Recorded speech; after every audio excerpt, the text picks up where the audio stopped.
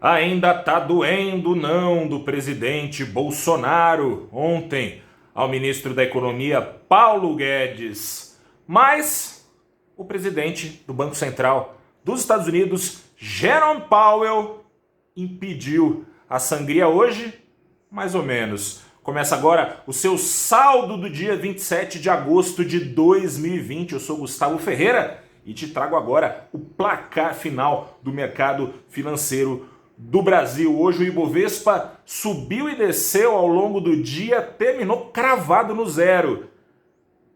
Assim como começou o dia aos 100.624 pontos, terminou também. O dólar comercial, por sua vez, devolveu uma parte da alta exagerada da véspera, no susto do investidor com as notícias. Ontem, dólar subindo 1,63% aqui no Brasil. Hoje, em queda de 0,72%, fechando aos R$ 5,57. Bom, o clima, como você sabe, é tenso em relação às contas públicas. Eu venho batendo na tecla aqui, vou bater mais uma vez, ao longo de todo o mês de agosto. Ao longo dos últimos meses, o Ibovespa, aos trancos e barrancos, desde que teve aquela sequência de circuit breakers em março, em que o Ibovespa derreteu até a altura dos 63 mil pontos, já disparou ali na casa dos 60%, altas ao mês, não nesse, de 10%. Só que nesse mês aqui de agosto, vou te dar aqui a parcial, o Ibovespa no mês de agosto tem perdas de um pouco mais de 2%, caminha já no fim do mês. Para isso, com a preocupação do investidor, que não é de ontem, com as contas públicas falando mais alto agora, porque as contas a pagar estão subindo, o endividamento público brasileiro está crescendo, dos 85% do PIB caminha para os 100% do PIB.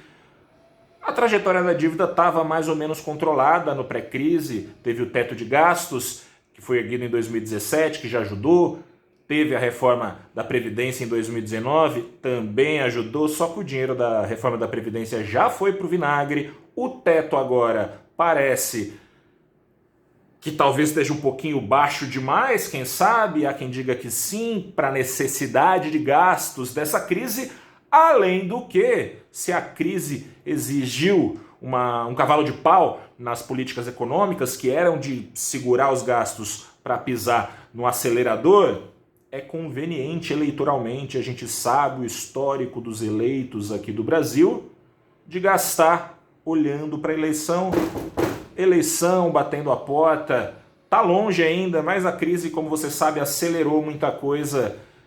Tem gente no governo pedindo pela queda do teto de gastos e tem a equipe econômica tentando segurar as pontas. Ontem teve aquele não do presidente Bolsonaro, um pico de aversão ao risco imediato ao não dele, quando barrou o projeto de Renda Brasil, um projeto de renda básica que busca unificar todo o sistema de pagamentos de benefícios sociais aqui no país, o que incluiria acabar com o abono salarial. E tá aí o X da questão. O presidente Bolsonaro falou que não via imprensa, assim como a equipe econômica também divulgou dados do plano, sabe-se lá se falando antes ou não com o presidente, via imprensa. Bolsonaro respondeu via imprensa que não, para Guedes não vai mexer com abono salarial, segundo ele, e também não vai entregar a proposta no Congresso, não.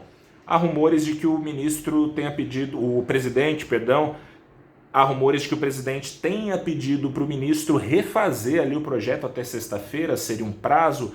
A gente está acompanhando no Valor Invest, é claro, aqui no saldo do dia também, saindo alguma novidade nesse sentido, eu te conto aqui ou nossa equipe de repórteres te informa no nosso site. Por hora não tem novidades, tem esse clima. Ibovespa abriu mais ou menos em cautela também, claro, aguardando o que viria dos Estados Unidos, e foi isso que impediu a queda do Ibovespa.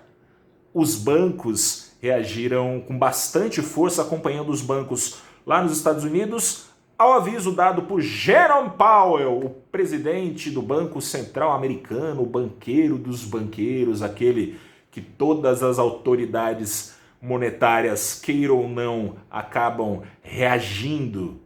Ele disse o seguinte, que os juros lá nos Estados Unidos não sobem nem descem ainda por muito tempo, porque a política em relação à inflação mudou. Tem uma meta de inflação, como todos os bancos centrais, lá nos Estados Unidos. Essa meta, de acordo com Powell, agora vai ser mais flexível, vai ser calculada uma média, ele não explicou muito bem. Ao fim e ao cabo, significa que, caso a inflação dos Estados Unidos suba para cima dos 2%, que é a meta lá, já mais de 3 décadas é mais ou menos assim que funciona, ao contrário das outras vezes, o Fed não vai subir juro, não vai deixar a inflação subir um pouquinho, claro, de acordo com o Fed, sem deixar virar bagunça, vai ficar de olho, se preciso vai agir, mas vai ser mais tolerante porque está preocupado com outra meta. O Banco Central dos Estados Unidos, ao contrário da esmagadora maioria de bancos centrais do mundo, o Brasil incluído,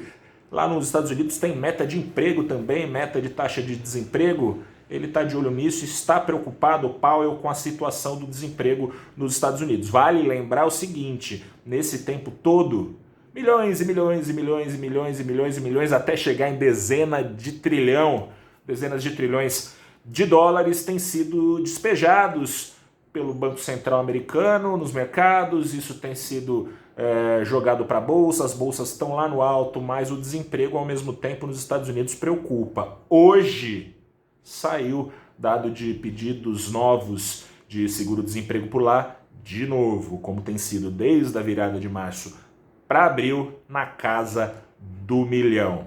Preocupação de Powell, por um lado preocupa, por outro lado, essa dinheirama tende a cair nas bolsas mais atrativas do mundo, ajudando, apesar de tudo, apesar de todos os problemas, a manter os índices de bolsa lá no alto. Aqui no Brasil, essa dinheirama, é bom lembrar, não está caindo não. Esse risco fiscal e outros problemas afastam o investidor estrangeiro do Brasil neste ano, e já era assim antes da pandemia, como nunca antes na história. Antes da pandemia já tinha mais do que passado o recorde que é do ano passado, de 2019, de saída do mercado secundário da Bolsa de capital estrangeiro.